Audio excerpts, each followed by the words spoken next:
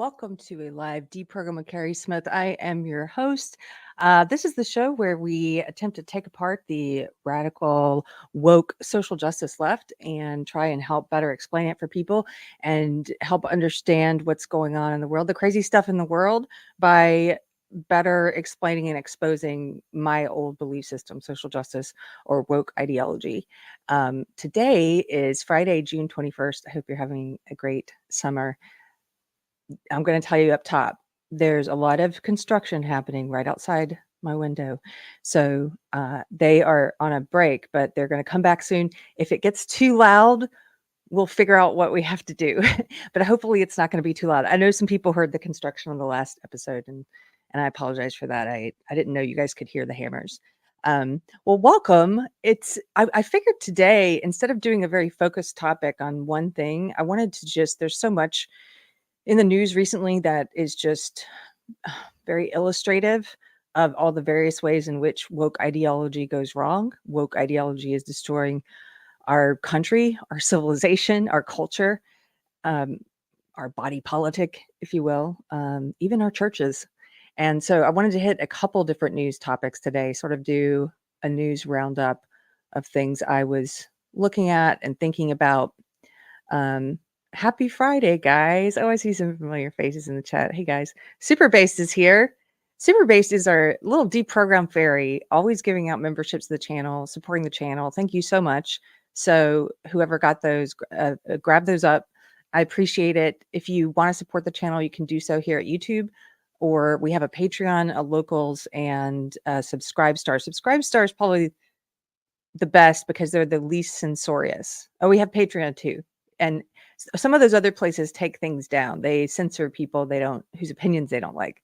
But as far as I know, Subscribe Star is better than the other options. Anyway, I appreciate the support wherever you give it. So let's get started. There's so many things I want to cover today. So let's start with, where should we start? Biden. How about Biden? I don't do a lot of politics. I know those of you who are regulars know this. I mostly cover cultural stuff, but I think it's going to be, because it's an election year, there's going to be a lot more politics in the news and things that are relevant to the world we're living in. So the Biden administration has currently been targeting doctors and nurses who are whistleblowers, who have blown the whistle on these barbaric child mutilations and child sterilizations that have been happening at hospitals. And two of these whistleblowers, these doctors and nurses that they're targeting, are here in Texas. Let's start with the nurse. Let's start with the nurse that they're going after. So this is an article from June 19th, a couple days ago, in the New York Post. Whistleblower nurse claims FBI threatened her after she accused the Children's Hospital of illegally billing taxpayers for transgender medicine. Okay. I'm going to make this a little larger. A whistleblower who accused the nation's largest children's hospital of illegally billing taxpayers for transgender medicine for kids claims that FBI agents showed up to her house to intimidate her for speaking out. So this is what the Biden admin is spending our tax dollars on, what they're putting their attention on. We know, if you've been following the breakdown of society and the breakdown of the government, we know that this is not unusual. Remember when Biden's administration put parents at school board meetings on the terrorist watch list? Do you remember that, when they were sending out agents to spy on parents at school board meetings? If you're new here and you're from the left and you want to see what this is all about, what I talk about, that may sound crazy to you. Just look it up. Trust me, I'm not going to get into that again today, but this is not uncommon. This is what they spend their time on, harassing whistleblowers, parents. So they sent the FBI agents to her house. Vanessa Sivage, who is a nurse at Texas Children's Hospital, said the alleged feds, quote, promised they would make life difficult for her and that she was, quote, not safe at work, after she started speaking out about the facility's gender-affirming care practices. Texas Attorney General Ken Paxton is investigating her allegations, a spokesperson for his office told the Post. Here's a still from the video that was captured on her doorbell camera. Silvage told conservative journalist Chris Rufo that the hospital was billing gender-affirming care to Medicaid, so your taxpayers are paying to sterilize and mutilate kids. Our taxpayers. Our tax dollars. We're paying for it. Texas law prohibits this. Texas law prohibits the use of taxpayer funds for such gender-affirming care for children, as it should. It shouldn't even be happening for children. But until we eradicate it in all 50 states, we definitely shouldn't be spending I don't want my money going to cut up a kid. That's a moral, that's something that I'm not morally wanting to put my money behind that. I refuse to put my money behind that. This should not be happening.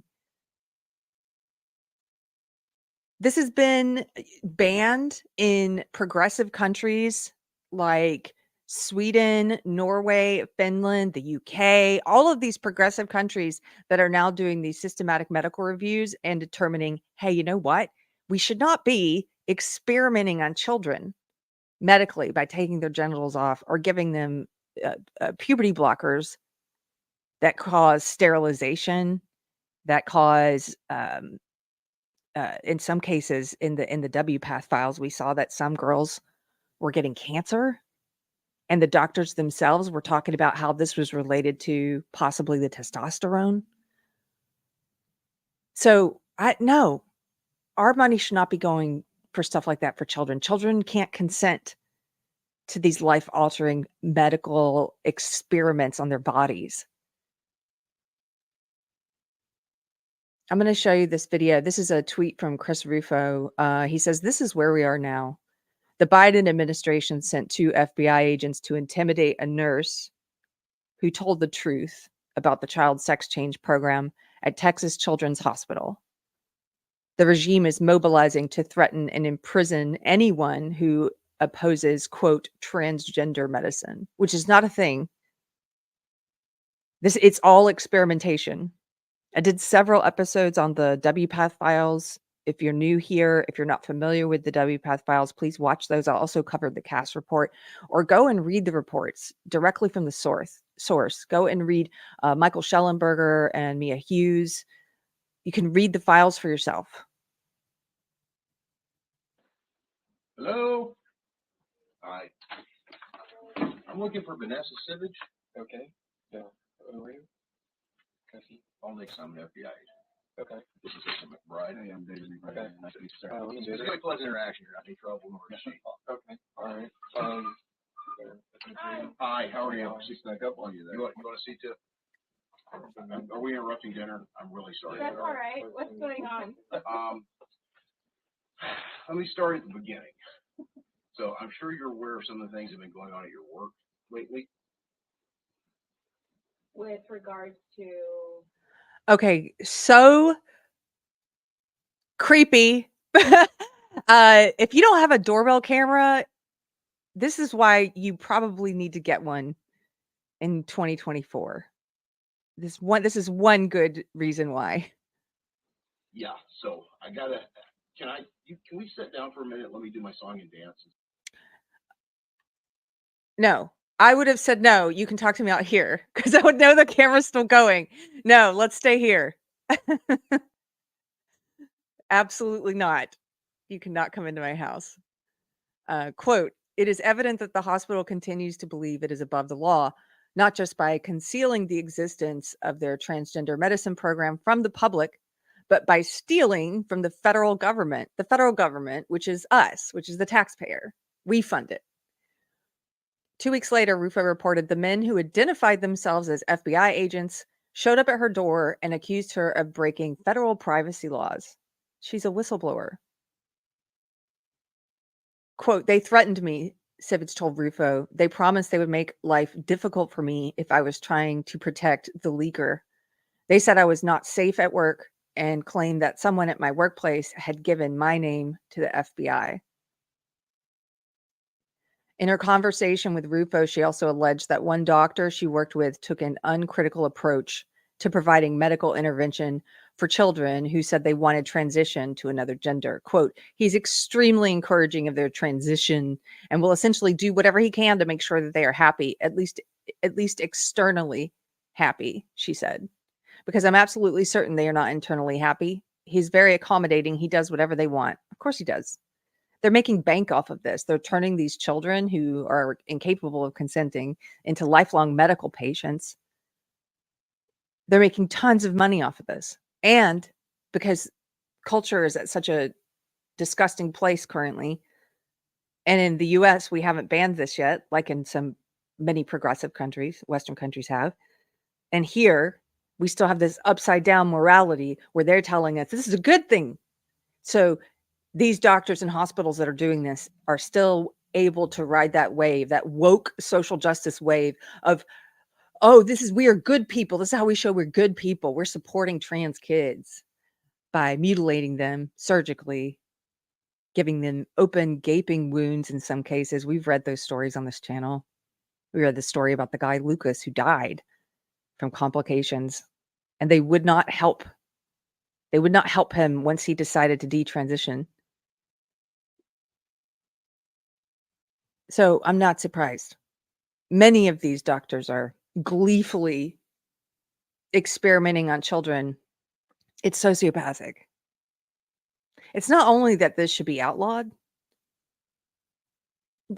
In my opinion, it's already illegal. It's child abuse. It's just that because they control language, like any cult, the woke cult, the social justice cult, they've done a great job of changing the definitions of words over the years. So they change, let me take this down. They change the definitions of words like woman, harm, liberal, racist, sexist. Like just off the top of your head, I'm sure you can think of more. They change the definition of existing words and they create new words. All cults do this because that's the way they control how you think. That's the way they control people, is by controlling how they think. And they do that with language. And so they have changed the language so much by using new terms like gender affirming care and trans kids. And they've introduced this fake idea of cis, this word cis, as if, because that, you see what that does is that normalizes trans. It's like, oh, it's normal that some people are cis, some people are trans. No, it has always been considered a mental disorder. It was in the DSM for years, and gender dysphoria, and it's a very small percentage of people historically that it's affected, less than 1%. But now socially that this ideology is pushing this idea out into the world as if this is normal, and they're pushing on children. Now they've come up with these new terms like gender affirming care so that they can change the way we think about it, so that we don't think about it as child abuse, as experimental medicine on children, which is what it is. They change the way we think about it. And so we have to come up with new laws now because of this new language. We have to come up with new laws to say, hey, no, this is child abuse. You know, that's where we're at right now, is having to create new laws to outlaw this. But it's not enough, in my opinion, that we just create those laws and we outlaw it and then we ban it, like many progressive European countries have now done. That's not enough. I want to see us go further. As we start to ban this state to state, these doctors, like the doctor mentioned in that article, I think they should be brought up in charges. I don't care if they say, well, the law banning it only came about this year. It's always been child abuse. It's always been. Prosecute them under existing law. What in your right mind makes you think you can cut off a kid's breasts and not be prosecuted? That you can pump a little girl full of puberty blockers and then testosterone and not be prosecuted? These detransitioners who are suing, like Chloe Cole, Layla Jane, there's going to be a lot more of them. And I want to see huge settlements for them. I want them to bankrupt these hospitals. But beyond that, I want criminal prosecution. We should be pushing for criminal prosecution. Okay, so that's just one. That's the Texas nurse. We've got a lot to cover today, so I'm going to move on to the doctor here in Texas who they're targeting. Now, I think I may have met his parents at the, I'm not sure. Don't quote me on that. I met the parents of a whistleblower here in Texas at one of the hospitals, and they were very kind. I think it might have been his parents at the Austin City Council meeting.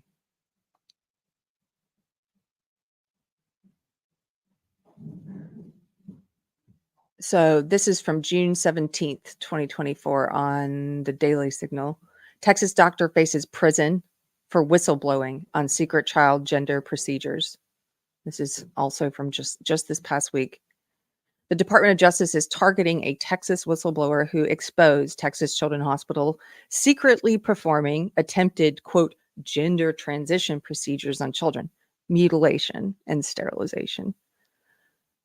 The U.S. Attorney's Office for the Southern District of Texas announced Monday that it had indicted 34-year-old Ethan Haim for, quote, obtaining protected individual health information for patients that were not under his care and without authorization.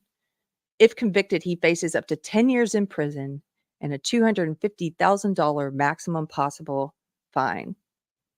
Can we just give it up for this guy for a second, by the way? You want to talk about the things that people risk when you're living in an upside down world, when you're living in a tyranny, when you're living in a censorious society or in a totalitarian society, authoritarian society. You know, I know people who are still afraid of speaking out against woke ideology, against social justice. Like they're afraid of saying anything against woke ideology, although privately they have issues with it. And as I've said before, I understand because I used to be there. I was in that woke cult for 20 years, and it scared me leaving it. It took me I had about a solid 6 months of fear before I actually spoke out. And the things that you fear losing are true. You know, people fear losing their friend circle, their job, their social standing, what people in their circle think of them.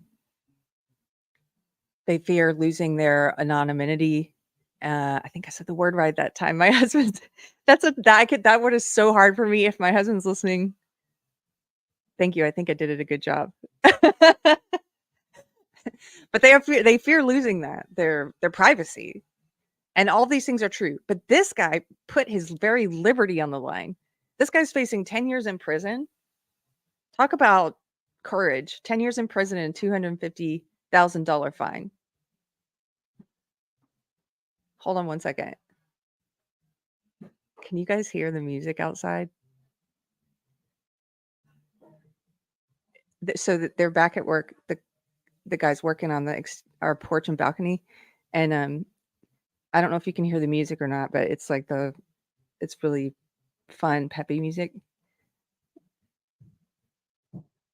Okay. Hopefully the microphone's good enough you don't hear it. I'm just going to ignore.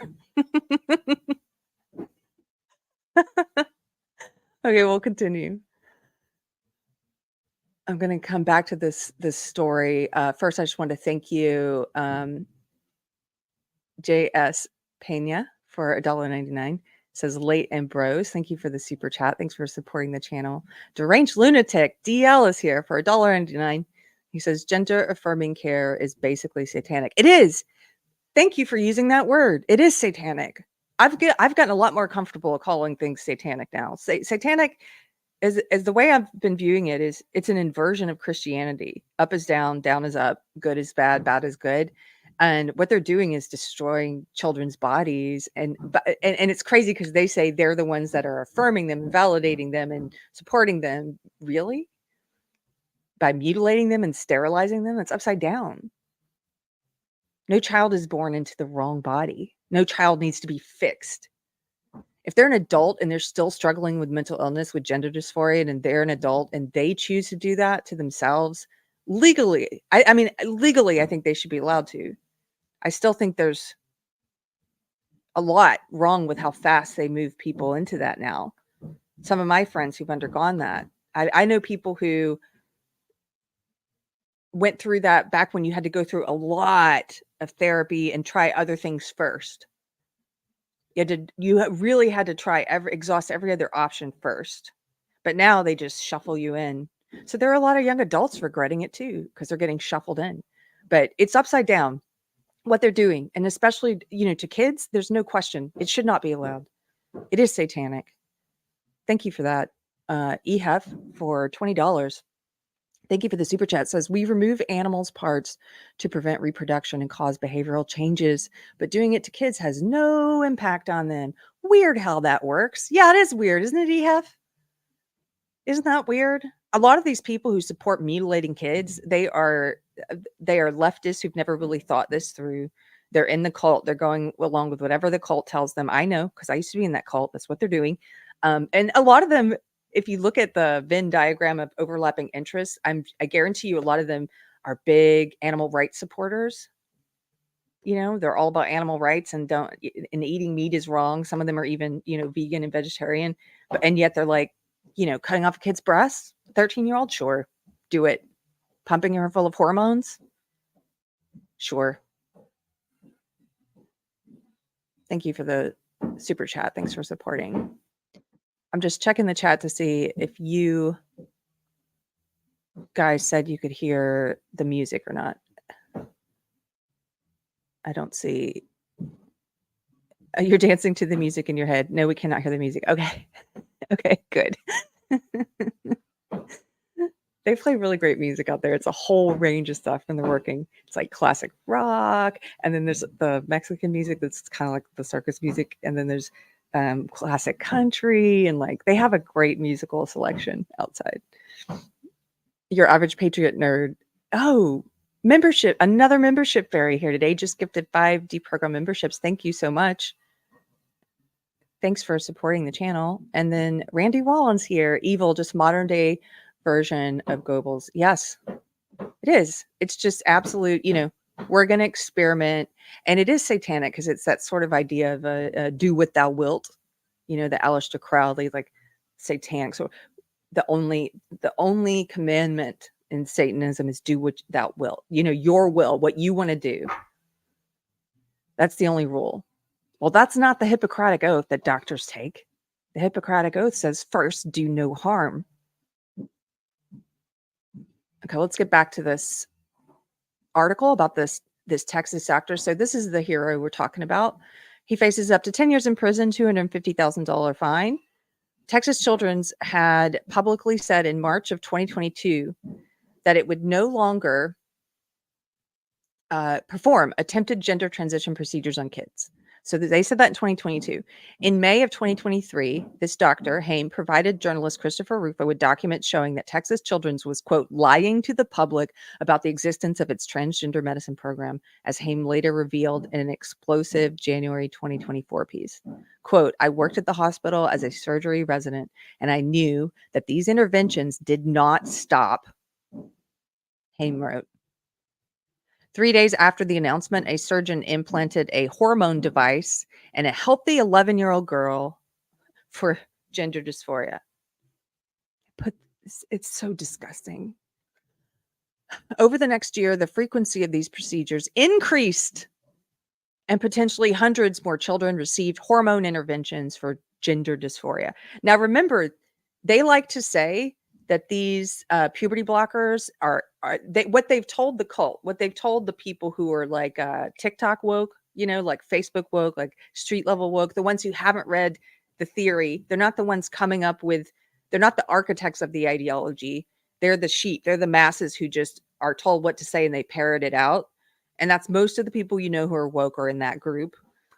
Those people go around saying certain things over and over and over again that they've never looked into. And one of those things that the architects of the ideology have told them to say is puberty blockers are reversible. They're reversible. They're reversible. That is not true. On what world do you think that you can, that bone density, that these things are not impacted by stopping puberty?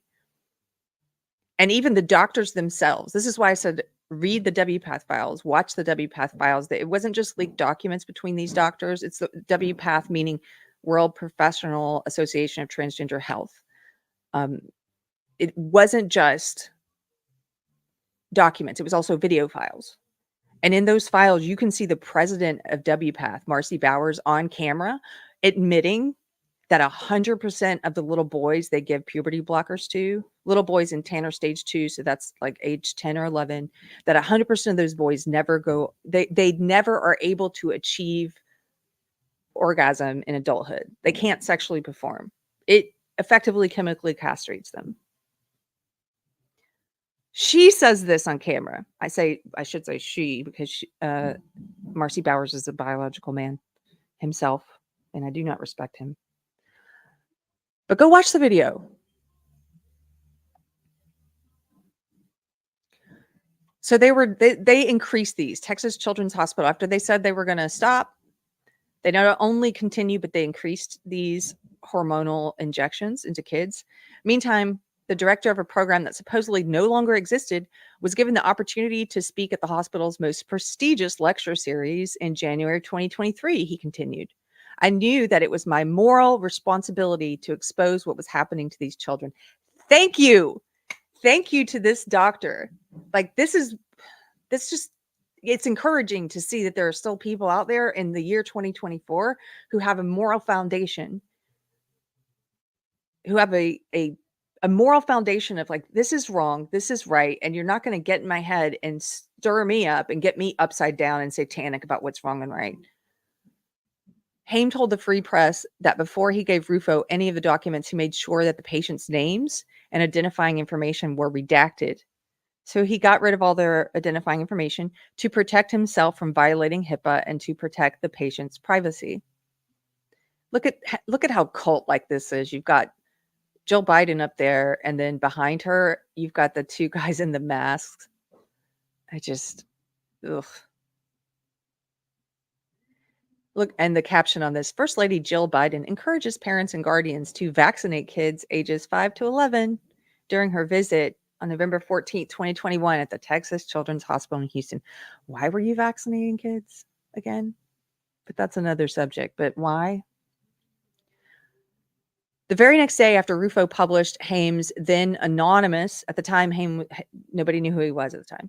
When he published his then anonymous May 2023 expose, the Texas legislature banned these experimental gender transition attempts for minors. So that was when Texas banned it and said, look, we're not going to let you abuse kids this way. The very next day, a month later, 2 federal agents came to Haim's house, just like they did with the nurse. 2 federal agents came to Haim's home to speak with him.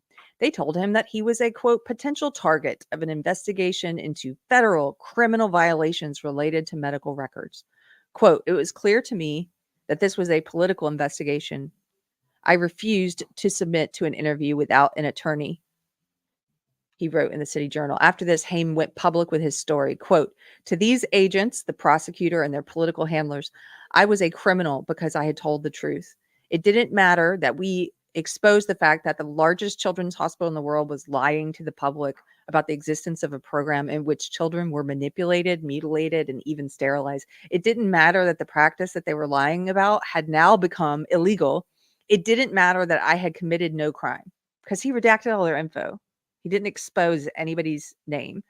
None of this mattered, I believe, because I had exposed a truth that threatened their ideology. This guy is reality based. He understands why this is happening to him. This was the reason for their frightening show of force. The intent was to intimidate me. If I agreed to stay silent, though, I would be legitimizing their lies and sacrificing the truth. Instead, I decided to fight back. Yes! Once again, this is very encouraging to read about a person in this day and age who has a proper sense of morality aimed in the right direction and is concerned with truth over his own liberty. Haim is now set to make his initial appearance before U.S. Magistrate Yvonne Ho in Houston, Texas. Quote, the 4-count indictment alleges that Haim obtained personal information, including patient names, treatment codes, and the attending physician from Texas Children's Hospital's electronic system without authorization. Didn't get authorization, says the U.S. Attorney's Office release. He allegedly obtained this information under false pretenses and with intent to cause malicious harm to the Texas Children's Hospital. Well, the thing is, he was whistleblowing and exposing the fact that for a full year, you guys were lying about the fact that you weren't doing these procedures anymore when you actually were. So you guys were doing great harm, malicious harm, not just on the children you were doing this to, but you were doing malicious harm on the public because you were lying and telling us you weren't doing this. Texas Children's did not immediately respond when asked for comment. This is the doctor speaking again. What's going to happen now is we're going to do everything we can with every fiber of my being to hold them accountable. We're never going to stop until we succeed. So they thought they were going to intimidate me. They thought I was going to bend the knee to their evil ideology like most doctors would have. But as they were coming to find out, they had knocked on the wrong door. This guy. This guy, I love this guy. I'm about to show you something else from him. But I also wanted, this is important, this last paragraph. Haim is one of a number of Americans who have faced Department of Justice charges related to culture war issues. Armed FBI agents arrested Mark Hauk, I'm not sure how to say that, a Catholic father of 7 and pro-life activist in front of his children over an incident outside of an abortion clinic that had been dismissed by local authorities. And as we mentioned, they were monitoring parents at school board meetings. I mean, the Department of Justice has really decided that, forget about the illegal immigrants coming across the border, forget about all the illegal drugs coming across the border. But, forget about terrorism. And the most important thing is going after parents and whistleblowers, people who have a strong sense of morals and a willingness to stand up for truth. Oh, those are the people we got to go after, right? Because you can't control them. They can't control him. And that scares them.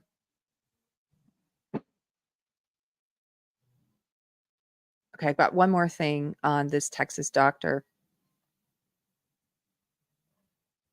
Let me share this.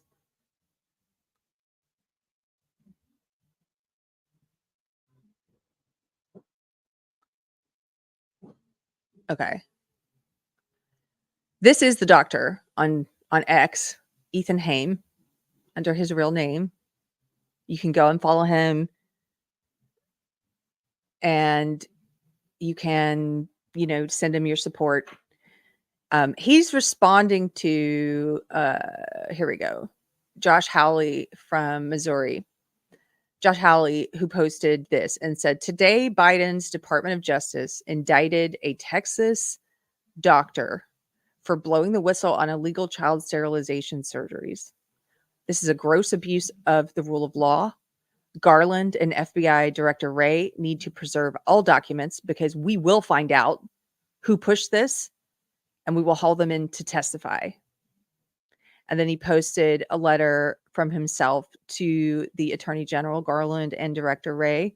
He says, the world is awakening to the reality that for years, youth gender medicine has gone horribly awry. Countless children, many with mental health conditions, have been subjected to life-altering puberty blockers, sex change hormones, and even surgical interventions without proper screening. Countries including the United Kingdom, Norway, Sweden, and Finland, and Denmark now too, have clamped down on these practices.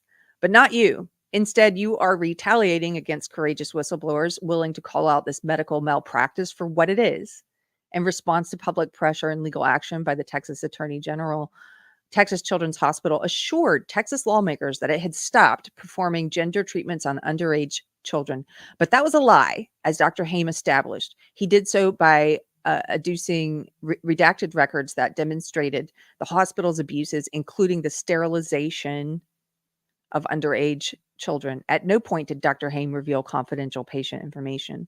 Nevertheless, the Department of Justice has now prosecuted Dr. Haim for alleged violations of HIPAA, threatening him with 10 years behind bars and fines in the hundreds of thousands of dollars. Significantly, Dr. Haim is only being prosecuted for the way in which he obtained the records in question, not for disclosing any confidential patient information, because he didn't, which he did not do, he says.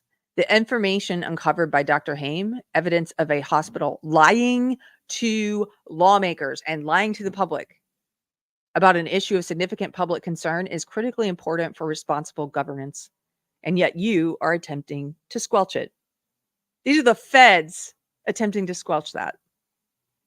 Let's be clear about what's happening here. This prosecution is intended to silence Dr. Haim, deter future whistleblowers, and allow deception and medical malpractice to continue apace. The Biden administration is obviously doing this at the behest of far-left activists whose views on youth gender medicine are wildly out of step with scientific evidence. They are. And the emerging medical consensus. This prosecution is an unconscionable abuse of legal process in service of shoddy and irresponsible gender ideology. Accountability is coming. You both must immediately take steps to preserve all documents related to this case in anticipation of future investigation. In the meantime, please provide copies of all documents relevant to the decision to investigate and charge Dr. Haim. I await your response. Sincerely, Josh Hawley. And so Dr. Haim, in response to this, he quoted the part about the prosecution's intended to silence Dr. Haim and deter future whistleblowers and allow deception to continue. And this part is just great. He says, this was their intention, but they knocked on the wrong door. I love this guy. This is the once this is said and done and good triumphs over evil, which I know it will. This guy is probably going to be persecuted in some way. I don't know if he's going to be found guilty or not, but this is going to be a trial for him, and he seems willing to take it on. But when all is said and done, good is going to triumph over evil. I would like to see this as a Netflix series. This is the hero I want to see, you know? They knocked on the wrong door. Now we are louder than ever. We are everywhere and anywhere. We are your surgeons, nurses, and social workers. We are police officers in Nashville, and we build your planes in South Carolina. The more they push, the stronger we become. Thanks, Howley, for having our backs. I love it. Go follow him. I love it so much. Okay, let me check in on the chat. I've got a few more topics for today that we're going to get through. Deranged Lunatic DL for $4.99. Thank you for the super chat. Says, Keri, may I recommend the book The Return of the Gods by Jonathan Chan? Basically what they're doing nowadays, the sacrificing to the old gods. This one sounds familiar. I've got a list now because I had so many book recommendations in notes, and I finally put a bunch of them into a list. Let me just jot this down. I think this might you may have recommended this to me before. Thank you very much. And thanks for the super chat, DL. The Return of the Gods. Super Base says, gender affirming care used to be affirming the love of how God made you. Yeah, it did.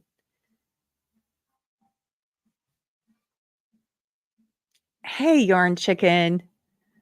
Absolutely agree on that point. The old pagan religions are back. They are. I don't know if you guys saw it on Wednesday night. Mystery Chris and I got to hang out with Michelle from Force of Light Entertainment, and we talked about the new Disney Star Wars Acolyte series. But specifically, we were looking at the Christianity, I would say not the explicit Christianity, but the Christian themes that were in the first 3 Star Wars films. And then we were looking at this new kind of pagan witchcraft, woke communist stuff that's an Acolyte, and just comparing the two and how different those themes are. And in doing that episode was a lot of fun. Michelle is so insightful. We had fun with her. So check it out if you're interested. But in doing that and preparing for that, I was reading about witchcraft and paganism. And you are right, Yarn Chicken. It's been on the rise for years now, that especially among white leftist women who I think are searching for that. They're searching for meaning. They're finding that the ideology itself is lacking, the social justice ideology, and they're searching for something more spiritual. That I would say, hey, you're searching for God. You just don't realize it. But a lot of them are landing in witchcraft and paganism. That's true. Okay, let's move on. So there's something else I saw that I wanted to touch on, because I think we're going to see a lot more of this. So you guys, if you've watched my interviews and discussions with Deb Philman is from The Reason We Learn. She is her channel is an excellent resource for parents who are either homeschooling or have their kids in the public schools and are trying to navigate that, or trying to get their kids out of the public schools. It's just a great resource for parents about education. And not only her channel exposes what's happening in the public school classrooms, but also talks about what's happening politically with this push for school choice. And so one of Deb's, every time I've talked with her, if you've seen those interviews, if you haven't, go back and watch them if you're interested. But one of her more controversial takes when I first started talking to her about this, which I don't think is a controversial take anymore, is that even though she thinks public education is awful, it's indoctrination, you should not be sending your kids to public school, she also is very skeptical of the school choice push.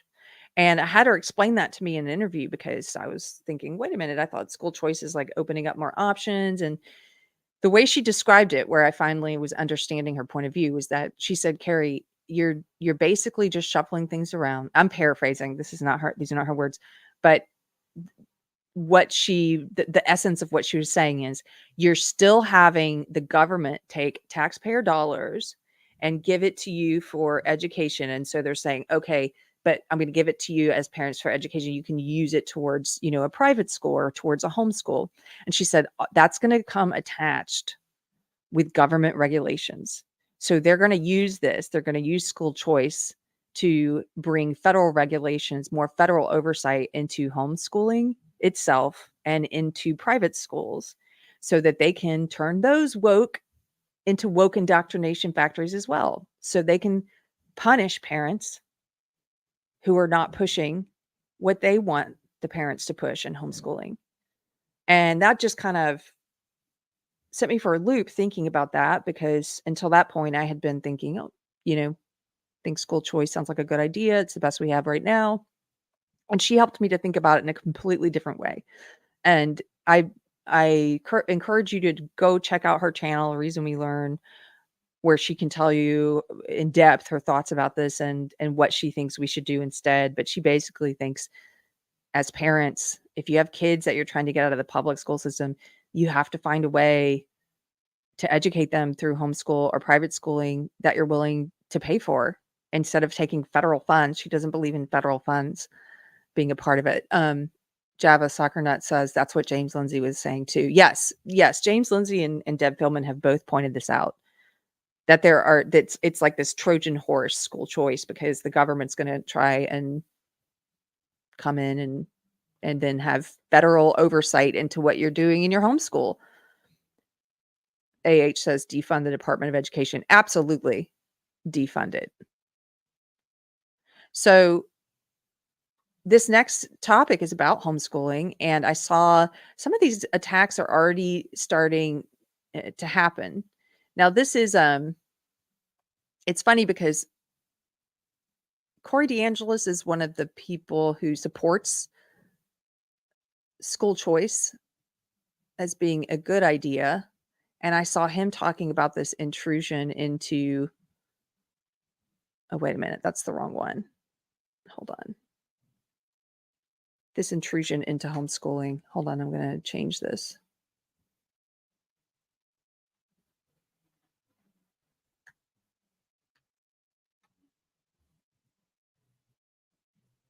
There we go. So Corey DeAngelis, this tweet here, he says, breaking, Scientific American calls for federal homeschooling regulations. And then he says, hell no.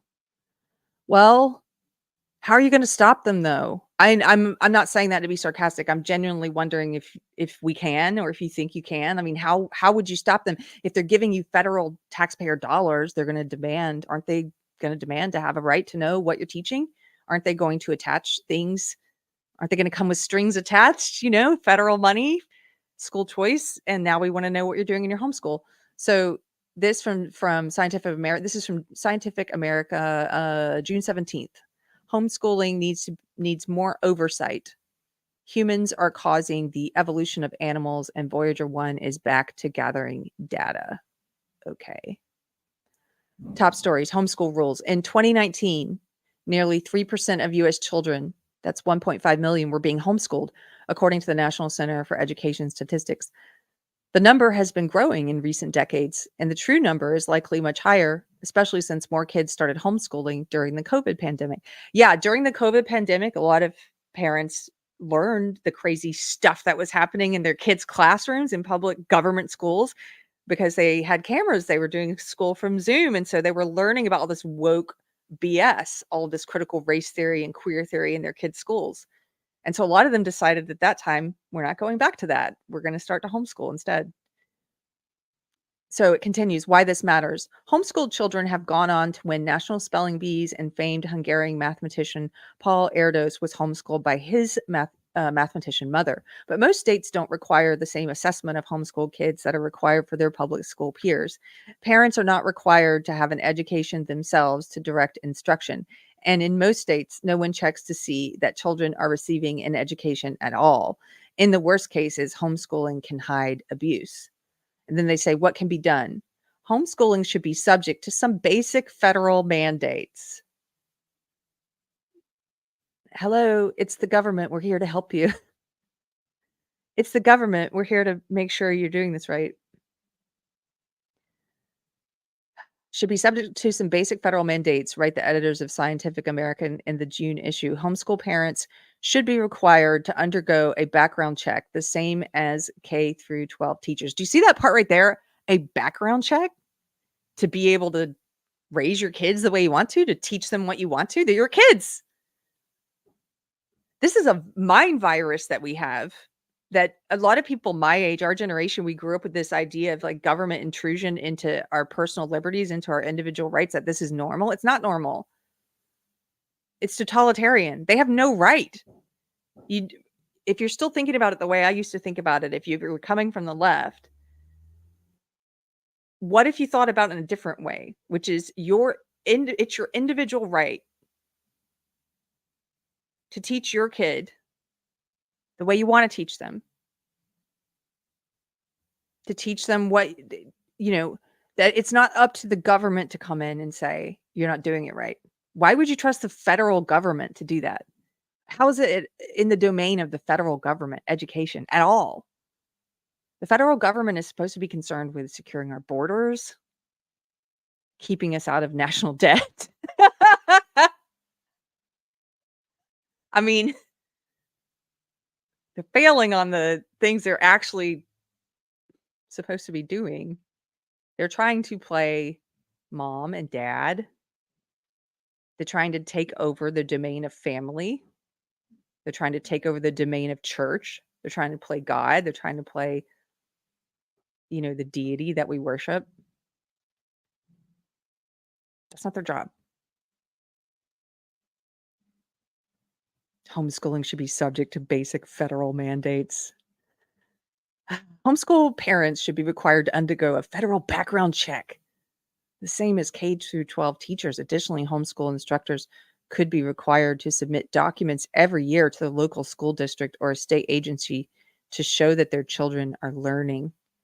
Education is a basic human right, the editors say. We need to make sure kids have chances to investigate what makes them curious and study history and science and reading. That's funny, because that's not what you're teaching them in your government schools. You're not focusing on history and science and reading. You're focusing on queer theory. You're focusing on critical race theory, teaching them that the world is best viewed through this lens of power, that the world is about a competition for power between identity groups. And some of these groups are oppressed and some are oppressors, and we need to redistribute the power between groups, and then we'll reach, this Marxist utopia. That's what you're teaching kids. You're teaching kindergartners that they can change their sex. You're teaching them they might be born in the wrong body, that they need to decide if they're cis or trans. This is what you're teaching them. You're not even focusing on these things that you're claiming to care about.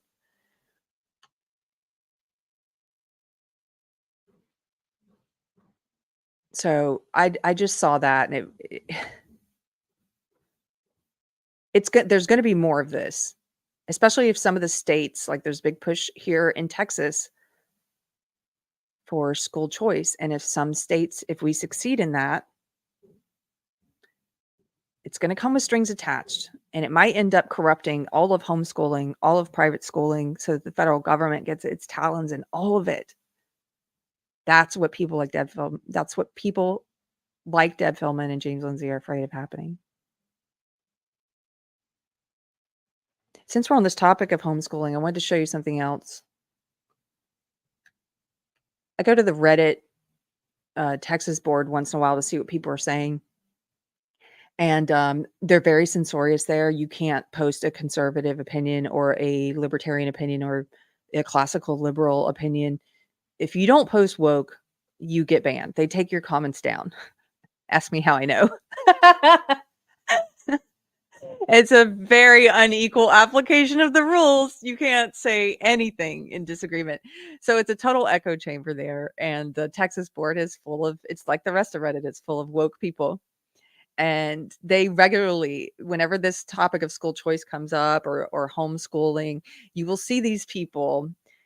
And I'm trying not to be mean. This is a matter of fact, though. You will see these very dumb people who think they're very smart and who certainly think they hold a moral and intellectual high ground over conservatives or over right wingers or, MAGA or whatever they call people that they don't like.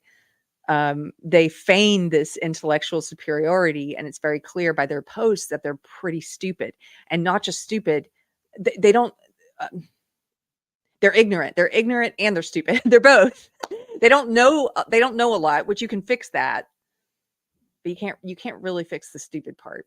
Some of them are it's like, I know that you could amass some knowledge and you're not, they're not dumb, but if you're ignorant, it's hard to tell them apart. But these people, they post with just this laughable arrogance about how smart they are compared to people who want to homeschool.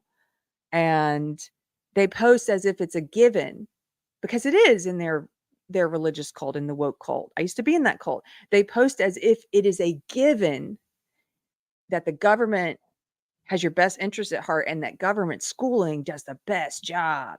And they really believe that parents who want to homeschool are just dumb old rednecks, don't know what they're doing, don't trust the government, and just want to take their kids out and let them go fishing. Like, they really think that these are just dumb hillbillies. And if you provide them with statistics and you say, hey, actually, homeschooled students, over and over again, homeschool students perform better than government schooled students. This is a fact. Look at any study, just put it into the search bar, right? And they'll come back with just the craziest, because they can't, if you give someone a fact and it doesn't fit the house of belief that they've constructed, it's like giving them a brick that doesn't fit in this house that they've built. They just discard the brick. They don't know where the fact doesn't fit. So they just throw it out. They don't know what to do with it. They really don't know what to do with it, because it would require them to tear down the whole foundation of their house. It's not just like, hey, adopt this fact and then adopt the way you think about this issue. For them, sometimes it strikes at the very heart of their woke belief system. So psychologically, they have to reject the fact. And so if you say, like, look up any metric, like the homeschooled students do better, and then they'll say things like, well, isn't that because, well, homeschool students don't take the same tests. That's part of the problem. They don't take the same tests. And you're like, no, these are standardized tests. This is the SAT. This is the ACT. Like, they perform, I think it's 12 percentage points higher on average. Like, they do better than government schooled students. And that's just, I'm sorry, it's an uncomfortable fact. But see, if they accept that fact into their worldview, then they don't know why they're opposing homeschooling. Do you know what I mean? Like, they've been convinced, just like when they go out there and repeat things that aren't true, when they say puberty blockers are reversible, and you show them that that's not the case factually, they have to get rid of that fact. They can't handle it. They can't handle it. Let me show you this. These are some stats I saw shared. But like I said, you can look up I'll pull up some others too. This one I just saw on Twitter. Many people strangely disparage homeschooling. This is from an account called Joseph Bronsky. Many people strangely disparage homeschooling, yet research consistently shows that homeschooled students outperform other students by large amounts. One study reported with sample sizes over 10,000 that homeschooled students were a whole standard deviation better than others. Look at this, the national percentile here. This is how they performed. Homeschool national percentile here on the left and national percentile on the right.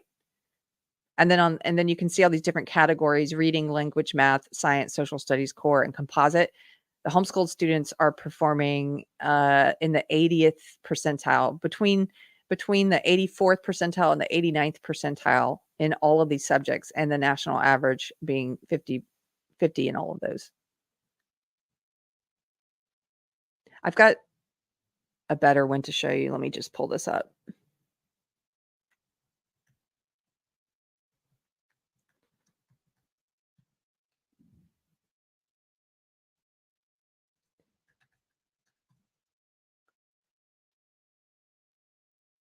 Sorry, I didn't have this one ready. Here it is. This one's about the standardized test, the SAT and the ACT.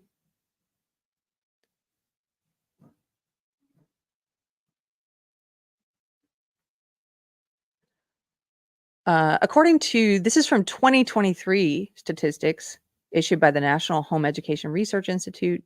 Homeschooled students perform 15. Oh, it was higher than I remembered. I thought it was 13. 15 to 25 percentile points higher than public school students on standardized tests, which would be like the ACT and the SAT. And this is consistent. Like I was trying to, if you're on the left and you're watching this and you don't believe me, just go to your search bar. I know you use Google because you're on the left. That's the search bar you use. So go to your Google and just put in SAT, ACT scores, homeschool versus public school. Look at the stats. You're going to find all the data. This is not some conspiracy theory. This is true. Justin Mercado, just tell your kids to read the classics. Justin, I fully believe, with how bad the government schools are right now, that if you didn't teach them anything at all, they would still be better off. I heard somebody say that and I thought about it. I was like, do I really think that's true? And I realized I agree with them. I do think it's true, because then at least they wouldn't be indoctrinated into this evil satanic ideology that teaches them to be racist and sexist and, view everything through this identity Marxist lens. And at least then they would be untouched from that. But if you were to keep them out of government school and tell them to read the classics, they would have a better vocabulary. They'd be better writers. They'd be better readers than anyone in a public school. The literacy rates in public schools are atrocious. They've been declining for years. And the math rates, it's embarrassing. Texas Sheep Lady, you have to have a good vocabulary to read classics. You do, and it'll improve your vocabulary more. Hey, Two Sisters and Some Yarn. Give it up for Two Sisters in the chat. She says, people always say, if you're high school, if you homeschool, won't your kids be different? And she says, yes, that's the point. Hallelujah. Yes, that's why I'm doing it. I love it. Randy Wallen, thank you for the super chat for $1.99. Randy says there's no such thing as government money without strings attached. Isn't that the case, right? Isn't that the case? It is a little concerning to me what's going to happen if we get this school choice thing, that they're going to come in and try and change homeschooling, private schooling, get their grubby hands on it. Mark, for $2, says 349 school staff arrested for sex crimes with kids in 2023. That is a disgusting statistic. I appreciate you telling me, though, giving us the number, Mark. It's crazy. The other thing that's really interesting is if you look up the demographics, it's mostly female teachers who are sexually abusing children. I say that only because, no gender has a monopoly on evil. It may manifest itself in different ways. Men are more physically aggressive, and so you may see aggression in more like it may manifest itself in violence, physical violence. With women, it may manifest in different ways. One of these ways being abusing people they have, children that they have control over. Anyway, it's a shame. And yeah, another reason, if I were a parent, with the amount of stuff they're allowing teachers to do now, it's funny, they don't allow teachers to punish anymore. They don't like it when teachers fail kids. They don't like it when teachers, basically punish you for being late or for missing class. They don't like any of that. No discipline, right? Teachers are not allowed to discipline, but teachers are allowed to tell you all of their sexual kinks, all of this inappropriate stuff about their personal life and about sex. They're allowed to do all of that, to bring all of that into the classroom. Raylo Normie says, I understand why more people are homeschooling. I will say this, though. We are to be in the world, but not of the world. You can't isolate from what we're called to do. I agree. I absolutely agree. I think that these two things are not mutually exclusive, though. I think if we're able to have kids, ideally, it's like, I want to homeschool. My kid's going to be protected from the world as much as possible during their developing years because they're kids, because they're different than adults. And I want them to be as strong as possible, to have a good character and a good sense of who they are when they go out into the world, good confidence and intelligence and kindness and all of that when they go out in the world. I think these things are not mutually exclusive. It doesn't seem to be that they are mutually exclusive. If I think about the examples, the parents I know who are raising good kids, I would not say those kids are like, they can absolutely function in the real world. They are. I'm seeing them do so. Force of Light, Michelle is here. Michelle, I just mentioned our Wednesday night stream, which I really enjoyed. Thank you again. Michelle says, yes, around 80% of homeschool kids retain their faith. Wow. See? I just think that's the best way if you're going to navigate it today. And it's hard, but there's another interview, since I'm talking about this so much, if you're a parent who stumbles across this stream and you're like, yeah, but how do I afford that? And that's so hard. I did another interview with Hannah Frankman. I know I mentioned Deb Philman from The Reason We Learn. Check her out. But Hannah Frankman, who's based here in Texas, rebel educator, and she provides resources to parents who are trying to get their kids out of public school, who, she helps them come up with a plan for their education. So check out that interview as well. I highly recommend it. Oh my goodness. Two Sisters in Some Yarn says, I will say I'm shocked at how much the woke trans stuff is still getting into homeschool communities. Amazing. I don't know anything about that. You should talk to me about that sometime. But I imagine if they get their way with these federal guidelines on homeschooling, there's going to be a lot more of that because they're going to demand it, I've got to show you guys this clip. I also did not have this, but this is just perfect. This is perfect. And speaking about how homeschool kids are outperforming government school kids, I don't know if you've seen this movie. I saw it a few years ago. It's 2016, I think, is when this came out, Captain Fantastic.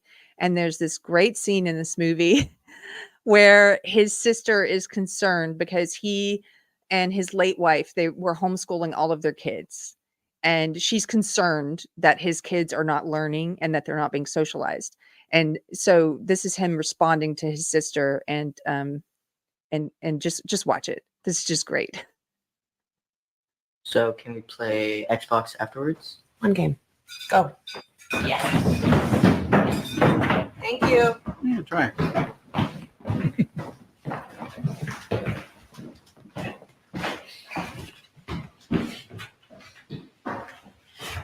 How are the kids doing? They're strong. How long you been out there, wherever it is you're living now? We left Boulder when Bo was 3. And then we were on that farm we had in Oregon till he was 8. So we bought the land in the forest 10 years. How do you still have money? Hold on. I'm going to get to the right part where she starts. Oh, here it is. This is where they're like concerned. We're concerned about your kids. Harper and I have been talking. The kids need structure, stability. They need to go to a real school so they can get real jobs. You're gonna get them killed.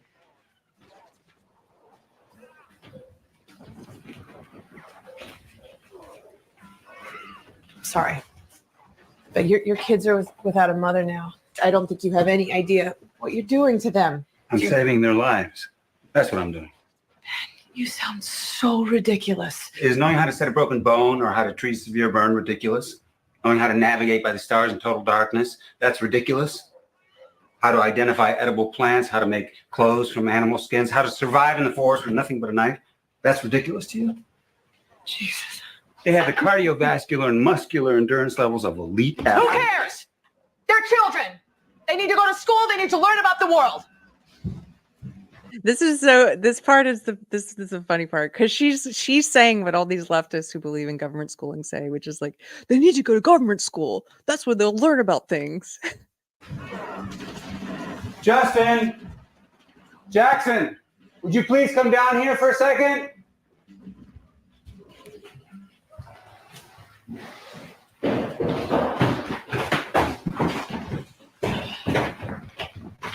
What? How old are you now, Jackson? 13. Can you tell me what the Bill of Rights is? What something costs, I guess. It's a good guess. Justin, you're in high school? Yeah. Do you like your school? It's whatever. Do you know what the Bill of Rights is? It's a government thing, right? Like rights that people have in America and stuff. Hey, Saja? Yeah? Would you please come down here a moment, sweetie? I wanted to ask you a quick question. Oh yeah. So people were saying in the chat, Two Sisters in Some Yarn. I gotta watch this. Yeah, I'm pausing it just for a second, so hopefully they don't take this whole video down if I'm talking in between the clip. Good clip. We barely learned about the real world in public school, just theory and history. That's true. And as you're about to see in this clip, some kids are not even learning history. So those kids who are public school, his sister's kids who are older, could barely tell you what the Bill of Rights is about. And so he brings down his 8-year-old. Saja just turned 8, by the way. The Bill of Rights. Amendment 1. Congress shall make no law respecting an establishment of religion or prohibiting the free exercise thereof or abridging the freedom of... Stop. Regurgitating memorized amendments isn't what I'm asking for. Just tell me something about it in your own words. Sought the Bill of Rights be more like China. Here, at least, we don't have warrantless searches. We have free speech.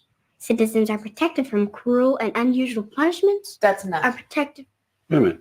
Saja, how would you characterize the 2010 Supreme Court decision on Citizens United? I just love this. This is to me, this is true. The parents I know, the Christians I know who are homeschooling, their kids are very smart.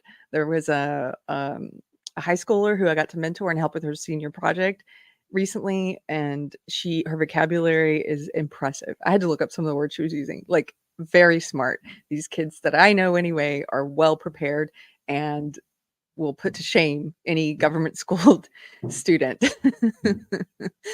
And yeah. Yeah, I love he's like giving her a specific court decision. Could you summarize the 2010 Supreme Court decision on Citizens United? Corporations have the same rights as people, so there's no spending limit on candidates, which means a country is ruled by corporations and their lobbies to fund candidates and command their fealty by demanding... Jesus Christ. You made your point. We get it. It's very impressive. All of you.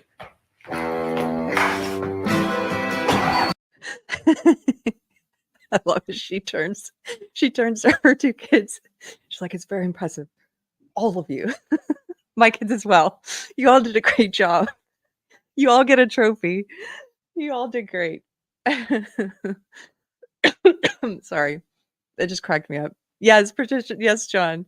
That was an excellent participation trophy little tag there at the end. That's exactly what that was. She had to say that. Oh, for her kids. Like, you did good too. It's good. Deranged lunatic DL. Thank you for the super chat for $4.99. He says, check out the documentary Waiting for Superman. It talks about the failure of the United States education system. I have also heard of this one, but I have not watched it. So I'm just making a note. Thank you, DL. I appreciate these recommendations. Thank you so much. Twee Girl for $2 Canadian. Hey, Twee Girl. Thanks for supporting. She says, ask the teenager how to diagram a sentence. Yes. Yes. Shouldn't they be able to do that in elementary school? Two Sisters and Some Yarn says, one reason high school kids are so much more, quote, intelligent is that they aren't segregated. Oh, his kids. One reason his kids are so much more intelligent is that they aren't segregated by age or ability. That's true. They are by nature around more adults, kids of varying ages, and they learn how to reach higher and accommodate younger kids as needed. That's so true. And I've noticed that in the kids of that I know of Christian parents who are either homeschooling or doing some sort of classical education, like a private classical education, is that they are around different age groups a lot more often. They actually know how to socialize better, and they know how to be around adults, and they know manners, and they know politeness, and they listen. They're learning during dinner conversations. I can see that. And they know when to speak and when not to speak. And it's just so different than kids in the public school system. Therese. Hey, Therese says the kids are not distracted or held back. That's true. Okay. They teach to the lowest common denominator in this public school classroom. Absolutely. And let me tell you, John, not only do they do that, at least they used to have gifted and talented programs where they would take out the brightest. I went to a thing called Project Climb, I think starting in 3rd grade. And it was the best part of my public school experience because they took students from all these different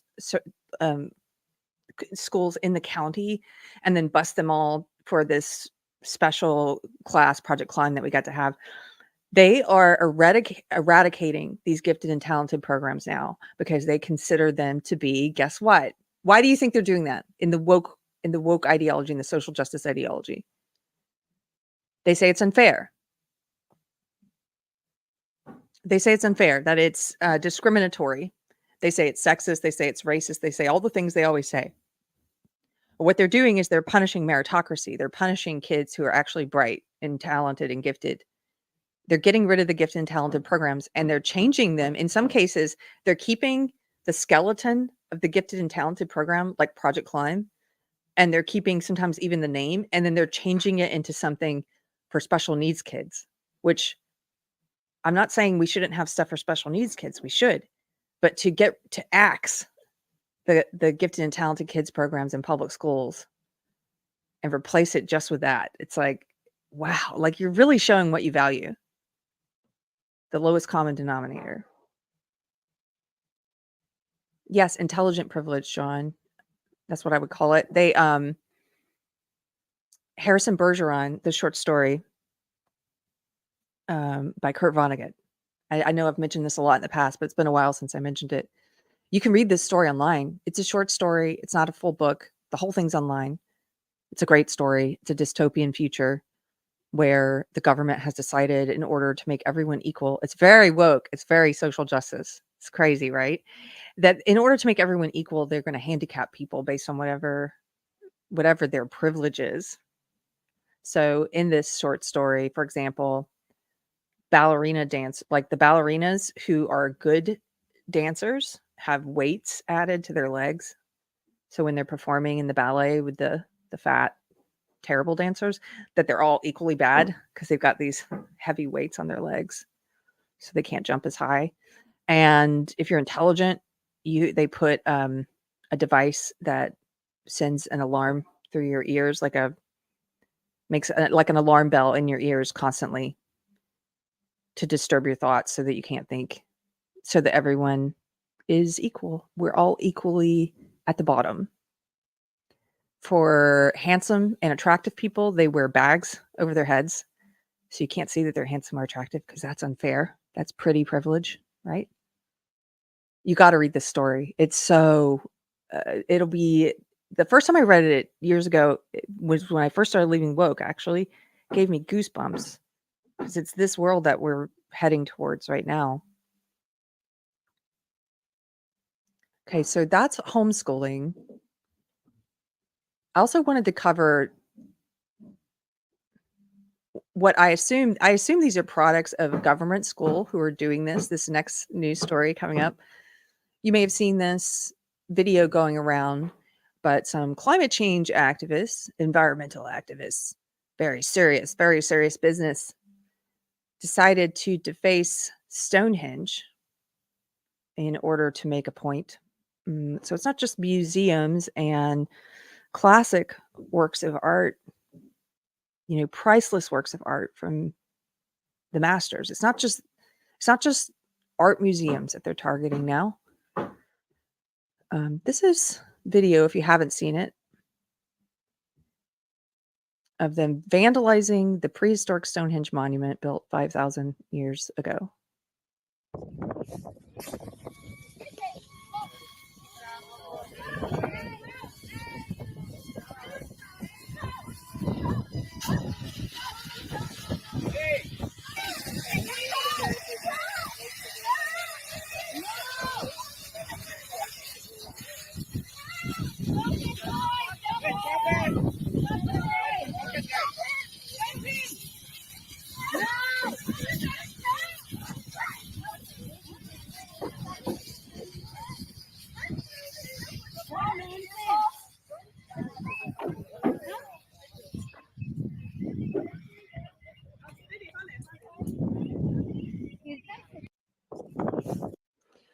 You absolute retards. You cult brainwashed idiots. Arrogant. Thinking you have a right to do this. Thinking that you stand for anything. That you have some mission and you're gonna deface Stonehenge or art museums in order to get your point across. These people, I'm in absolute favor of the harshest punishment we can get approved under law. I think you should go to prison for a very long time. I don't think it should be a misdemeanor. I think if you do something like this, if you deface masterpieces, if you throw paint or oil on them or tomato juice, if you deface statues, if you deface this relates to the breakdown of society when you start to see that these things are not punished at all. The seemingly small things, right? This isn't a small thing. This is a breakdown of the social contract that we have with each other. This is a breakdown of decorum. There are certain things off limits. You have no right to do this. I think they should be thrown in prison. What if it was 20 years for this, How many people do you think would do it then if it was 20 years for this? Here's an article from NPR. 2 climate activists were arrested after spraying orange paint on Stonehenge. Look at them sitting all proud. Just stop oil. Just stop oil. 2 climate activists have been arrested at Stonehenge in England after spraying orange paint on the well-known historic landmark. The group Just Stop Oil took credit for the Wednesday action, which they said was a call on the United Kingdom to stop the use of fossil fuels by 2030. I'm restraining myself. I don't want to use a curse word today. I'm not going to. I'm just going to say, I think you should go to prison. I think you should rot in prison for a while. Quote, continuing to burn coal, oil, and gas will result in the death of millions. Really? Where do you get that assertion? I love it. They just say stuff and you're just, okay, we're going to believe that. We have come together to defend humanity or we risk everything, Just Stop Oil said in a press release. The group said the orange cornflower used on the monument will wash away in the rain. It doesn't matter. It doesn't matter. You should go to prison. It identified the two activists responsible as University of Oxford student Neam Lynch, 21, and Birmingham resident Rajan Naidu, 73. The Wiltshire police confirmed that officers arrested 2 people on suspicion of damaging Stonehenge. The action took place just one day before the summer solstice, the longest day of the year, when thousands of people are expected to descend upon the historic monument. So they did this the day before the biggest tourist day ever for Stonehenge because they want you to see it, because they want to show you what they're, look at how we deface this. English Heritage, the group that manages Stonehenge, said in a post on X that the site remains open. It called the incident extremely upsetting and said its curators were assessing the extent of the damage. In its press release, Just Up Oil said it would not be enough for the UK to stop any future oil and gas licenses, but rather urge the government to sign a legally binding treaty barring it from extracting and burning oil, gas, and coal by the year 2030. You have no right to do this. The government has no right to do this. It's individual liberty. Sorry. It's not the government's business to come in and say, we're not allowed, you're not allowed to use oil or gas. You have to go to solar. It's none of their business. UK political leaders were quick to condemn the demonstration. In a post on X, Prime Minister Rishi Sunak said, Just Stop Oil are a disgrace. I'm shocked to even see that. I'm shocked I thought they'd be like, these are climate heroes. Labor leader even. Keir Starmer, who's running against Sunak in the upcoming election, said the damage to Stonehenge was outrageous and called Just Stop Oil pathetic. And those responsible for the action must face the full force of law. That's great. I just wonder what the full force of the law is for this. I hope it's 20 years. But this is encouraging that even the labor leader was called them pathetic. They are pathetic. We need to start mocking these climate activists. I know some of you already are. I think it needs to become a regular thing. For the second half of 2024, I really want to step up mocking the Groypers, the actual white nationalists and idiots who follow people like Fuentes. I want to step up mocking them. I'd like to step up mocking the climate activists. And I'd like to step up mocking anything associated with the pride flag or LGBTQ plus ideology. Those 3 things. Let's ramp it up. More memes, more mockery. That's my opinion.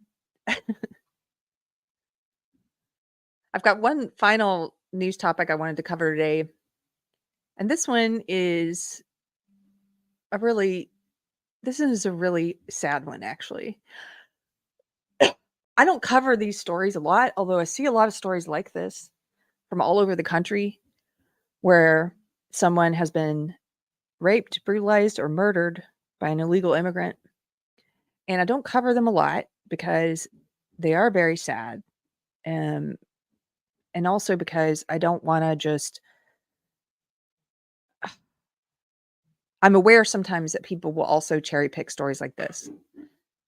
When I have discussions with people on the left and they talk about cherry picking, I will admit that some conservative sites will cherry pick stories like this if they can admit, and in the hopes of getting them to open their eyes to how the leftist media cherry picks to an amazing degree and how the leftist media doesn't cover. They do the opposite of cherry picking. They don't cover certain stories, So that's helpful sometimes in a discussion with someone on the left, is to try and help them see that. If you give an omission of something, like I'll give you a little bit on this, if you give a little bit on this, that sometimes helps them open their eyes to things on their own side.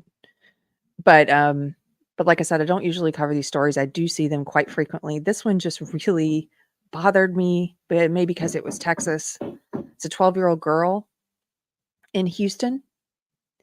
And the mainstream media has done a great job of omitting the fact that the 2 adults who killed her were illegal immigrants.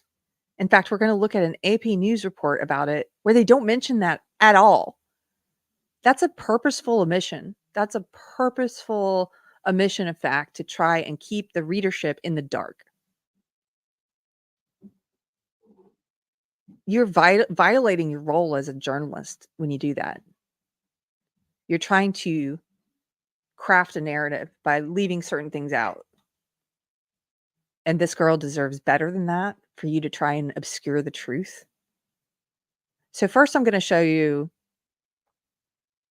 the Post Millennial, which is a based site.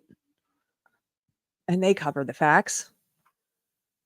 Here's the headline: Houston girl 12 strangled to death by Venezuelan illegal immigrants who were caught and released by Biden's border agents on May 28th.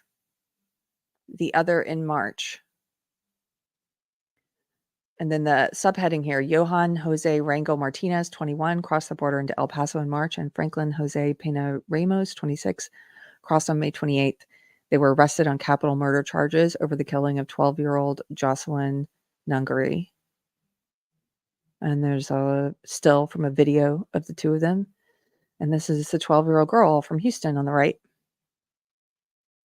A young Houston girl, 12, was brutally killed by two alleged illegal immigrants from Venezuela.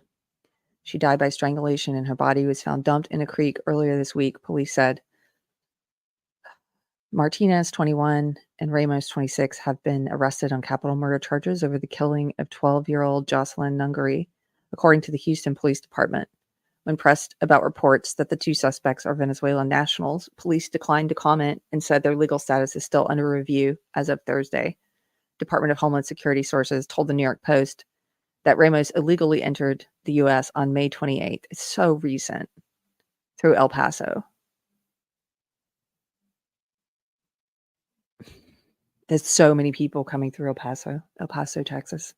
It's just funny because that's where Open Borders Beto likes to grandstand whenever he does rallies. Open Borders Beto. So he illegally entered through El Paso, Texas, and was quickly released by border agents. Ramos reportedly told authorities that he planned to live with his cousin in Houston before his court appearance in July. Multiple DHS sources told Fox News that Martinez illegally entered the U.S. through El Paso, in March, and was released on an unknown basis. This is so, if you're not in Texas, you have no idea how many thousands of people are coming across illegally every day. It's so funny, all these blue sanctuary states and sanctuary cities in other parts of the country they talk a big talk. They talk a big talk about being sanctuary places, you know what I mean? Oh, huge, big talk. But then when the Texas governor actually takes them up on it, says, okay, if that's true, then we're going to send you just one bus full. Because why should the small border towns here have to take on that burden of thousands of people a day?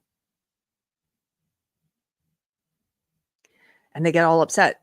They get all upset when we take them up on it and we say, here, share the burden. We'll give you a bus of people. And they freak out. They freak out. Multiple DHS sources. Okay, so the second guy, crossed in March, was released on an unknown basis. Houston Police Lieutenant Stephen Hope said investigators used surveillance footage to track Martinez and Ramos before and after the killing, allegedly pinning them to the crime. The victim's boyfriend, also 13, told investigators that he was talking to Jocelyn on the phone after she snuck out of her parents' apartment on Sunday night. He told authorities he could hear her talking to two men over the phone while at a convenience store. Police said Martinez and Ramos were at a restaurant and then were spotted on surveillance video walking southbound. They were later captured on video having a meeting with the 12-year-old girl. The three chatted for several minutes and then proceeded to walk southbound towards a 7-Eleven convenience store. All three of them left the store and walked to a bridge where police later found her dead body.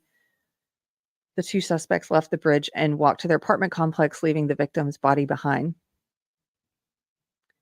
Authorities believe that these two men lived in the same apartment complex as the girl. The Harris County Medical Examiner's Office determined that she died by strangulation. There she is. Just a beautiful young girl. Houston Police Chief Larry Satterwhite told reporters the department has reached out to Homeland Security investigations to find out the immigration status of these two guys and whether or not they're legally in the U.S. Houston Mayor John Whitmire unleashed on the criminals and said, we're going to be watching you. The arrests have taken place and the charges have been filed. Now we want the justice system to do its job. If there was ever a circumstance where you do not give someone bail, this is it. Okay. I want you to just, let me put her picture up while we're, this is the girl. I want you to just compare this to the AP article, which is incredible.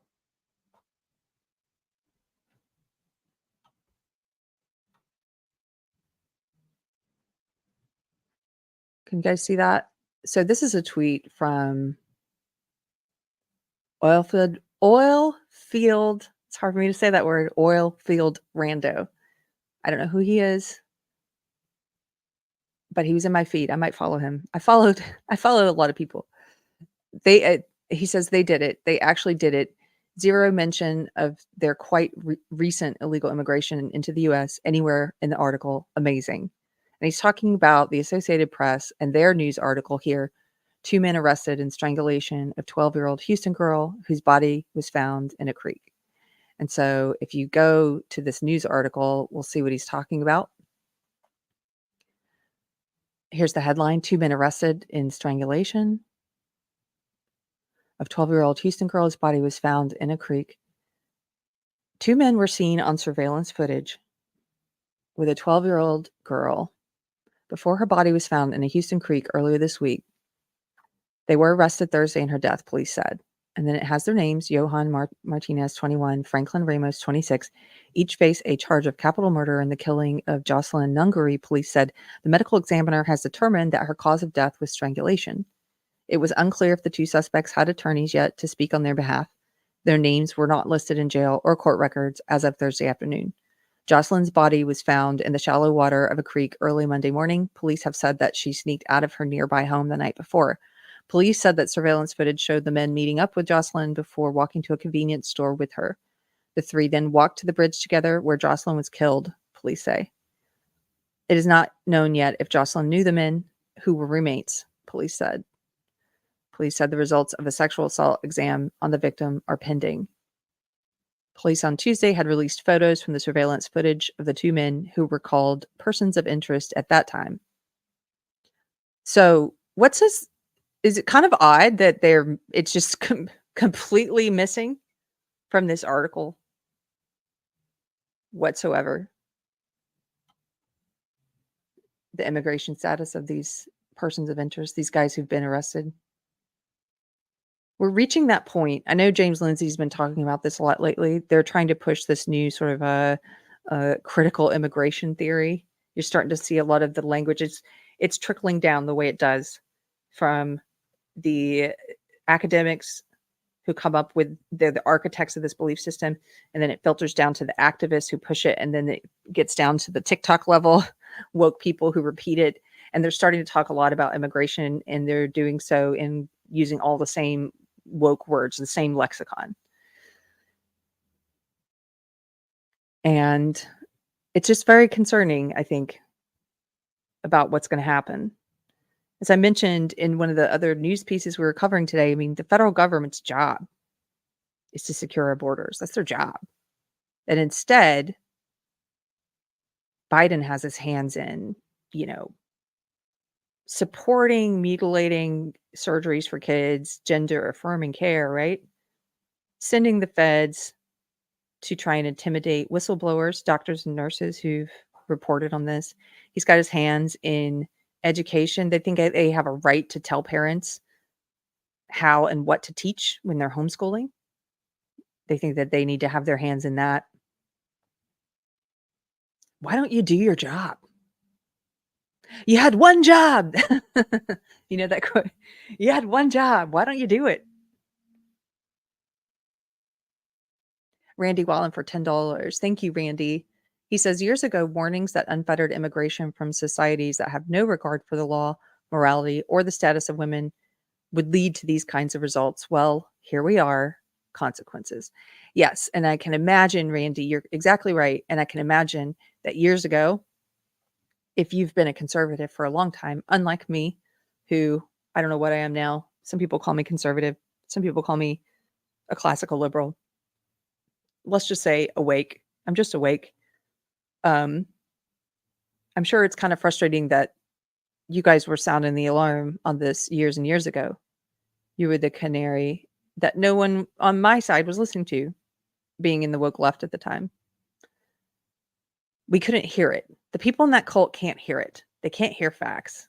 As I mentioned earlier today, they can't. They disregard facts that contradict their belief system. They psychologically don't know how to handle them. I think that's not true. I'm saying in general, that's what happens. That's not true for everyone.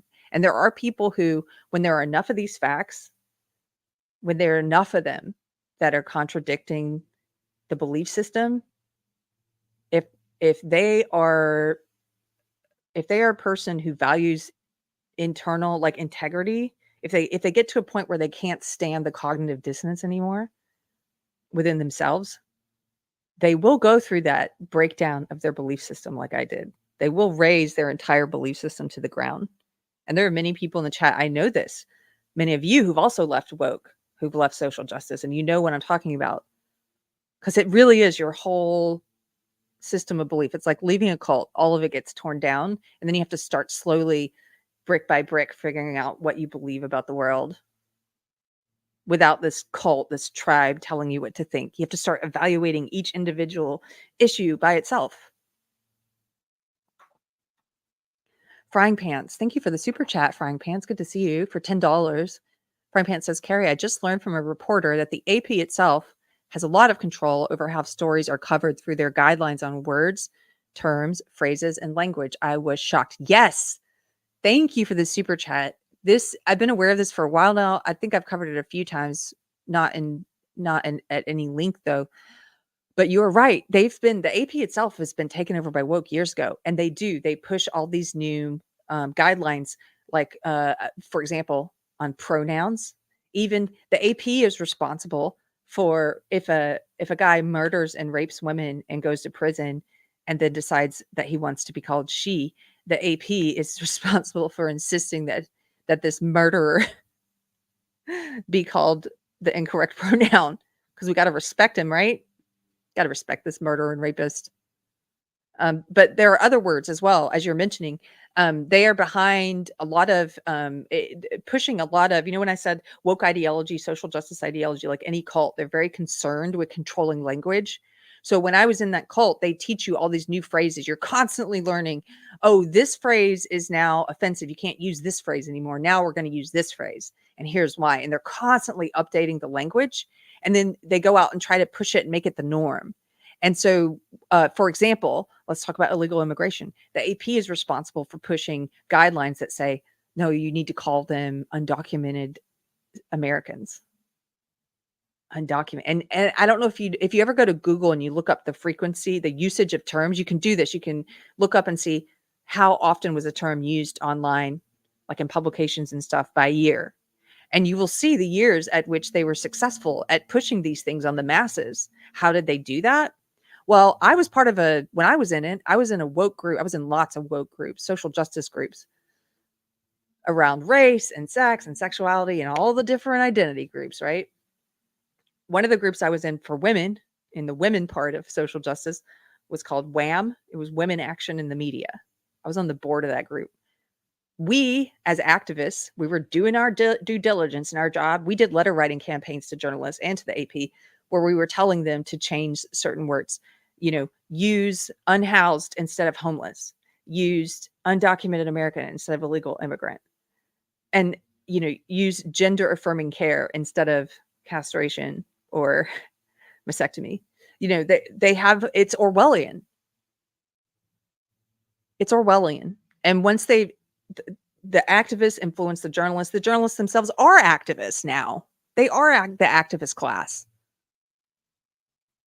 So they are doing their part to control people, to have this ideology, this social justice woke ideology, be the dominant religion. They're doing their part in the position they're in.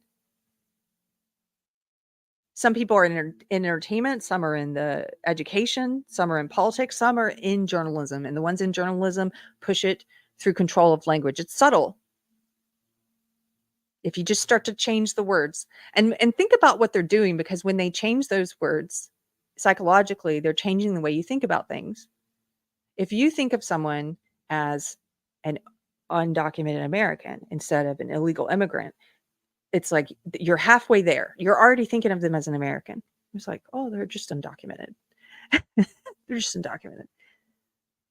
Same thing with homeless and unhoused. They just don't have a house right now. We need to give them a house. They're unhoused. I don't know. It's pretty crazy.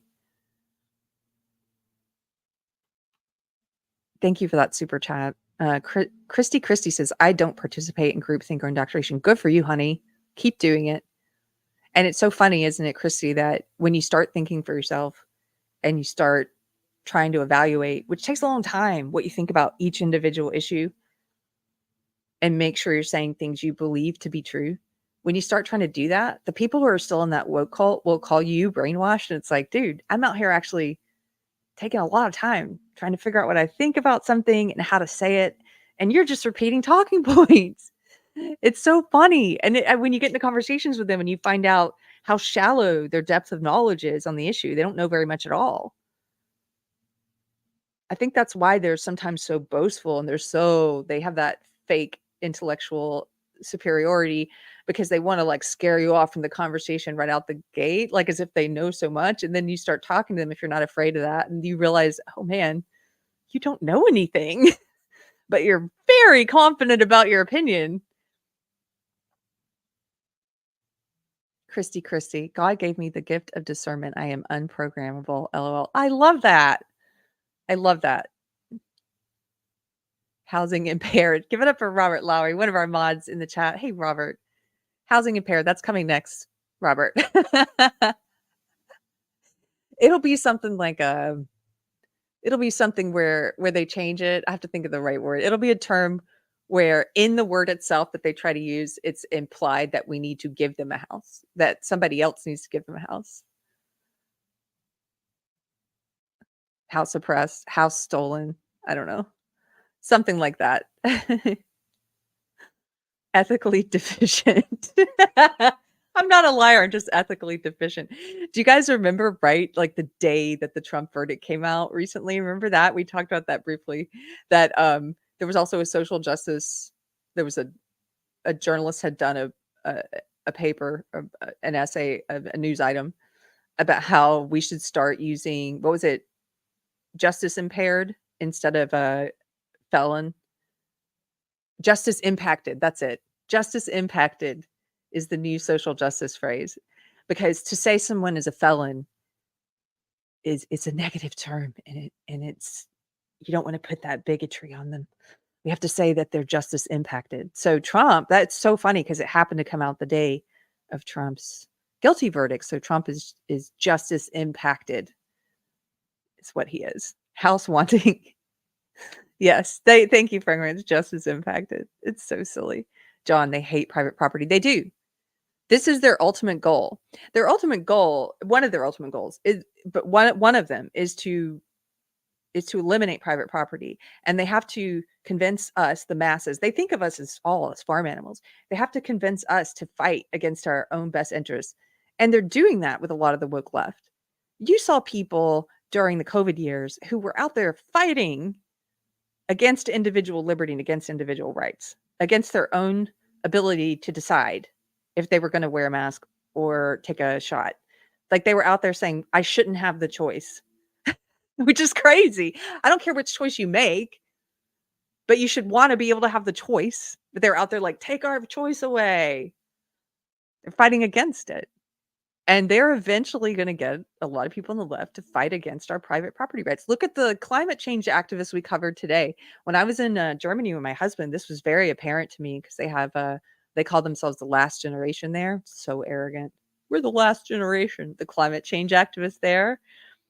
And they're so obnoxious. They're just like the ones here. You're probably worse, a little bit worse in Germany. And they block traffic and all that stuff. And oh man, I just lost my train of thought about them. What was it that you said? I can't believe it. Oh, they hate private property. Oh, yeah. So the climate change activists there, it occurred to me that you have these young people on the streets protesting the climate change activists, right, who are protesting for the government to have more rights over the people. They're out there saying, take more of our individual rights away, please. That's what they're doing. Can you imagine telling the people in this, like the young people of the 1960s that, like, hey, hippies, in the future, in 2024, young people are going to be out in the streets protesting, begging the government to take away more of our individual rights and liberties. Like, that's what the young people they're going to be so brainwashed by their betters, by the government. They're going to think they're resisting also while they're doing this. And this is what the government wants. And they're out there doing it. And they're going to wear things that say resist, while they're out there like, take away our freedoms, please, government, come, take away our freedoms. It's just kind of a mind flip. Amber M, thank you for the super chat. Thank you, everybody who gave super chats today. Thanks for supporting the channel. Amber M says, for $10, keep up the great work. I got stuck in Be the Bridge, trying to find Christian resources for dealing with race conversations. It was shocking how woke they are. I got shamed and stuck in mentor groups a lot. Oh, girl, I got to hear more about this.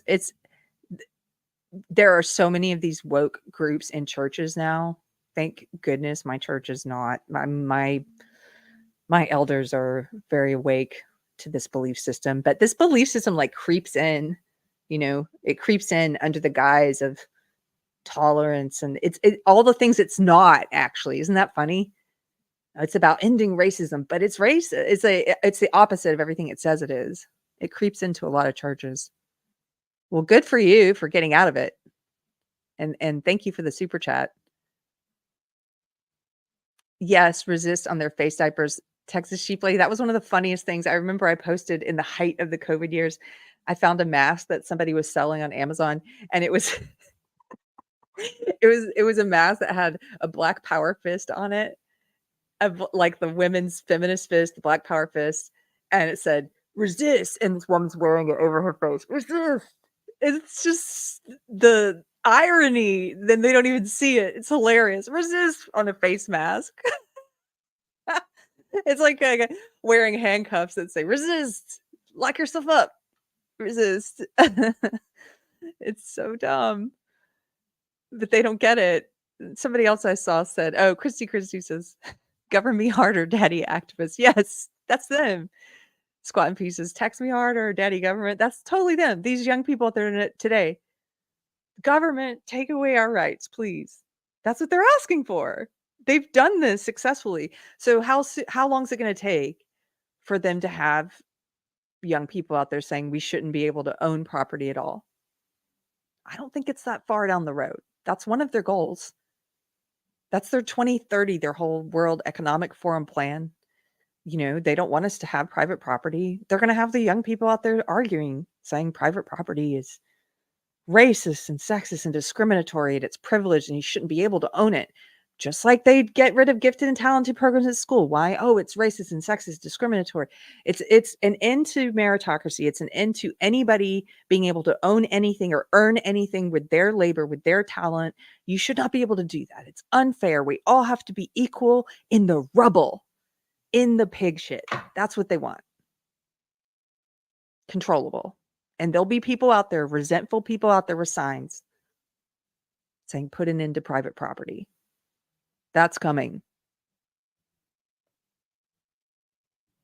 Amber, you should talk to Monique at Center for Biblical Unity. They're fighting back on. Amber, I did. Well, this was on my old channel. I interviewed Monique on my old channel, and then she and Krista had me on theirs. But this was like maybe 4 years ago now. And I love her story. And thank you for reminding me, because I would love to have her back on my new channel on Deprogrammed. She is a righteous and joyful and really funny warrior. I love her. Thank you for that. Okay, I'm going to take off. I hope you guys have a great rest of the Friday. I hope you have a great weekend. It is very hot here in Texas, but also raining a lot. I don't know if you could hear the music or the hammers or anything. If you could, I apologize. We have like another week or so of the construction. So I'll just be, streaming when I can and try to stay on the regular schedule unless it gets too loud. But I'll let you know if I have to move anything. Hopefully I won't.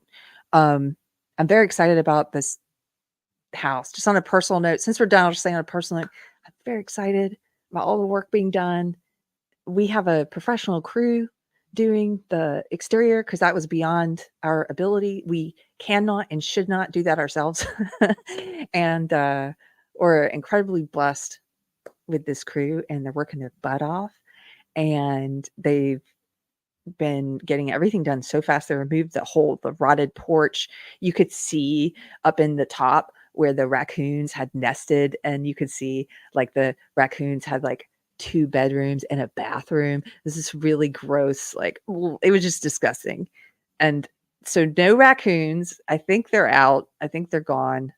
And the new porch is coming along really quickly, and they're about to start on the back soon. And it's just going to be great. Our house concerts, when we have people over, I think the next one we'll be doing is in December. And if you've been to those before, which I know some of you in the chat have, I can't wait for you to see it when it's all finished. And yeah, it's great. I'm going to get out there every day now. Like, I can't wait to get outside and see what's going on out there.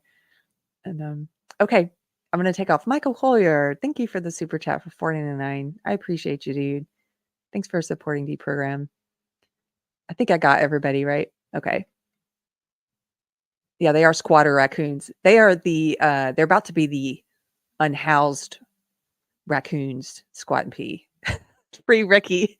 Hey, there's an attempted cancellation happening right now. Therese knows about it. Floral from Under a Rock, that Muppet channel, they've been coming after me saying that I'm oppressing Ricky, the raccoon, and that I'm making him unhoused. And I think they're trying to start a beef with me. So I'm gonna maybe do a music video or something like what do people do? What do the young people do?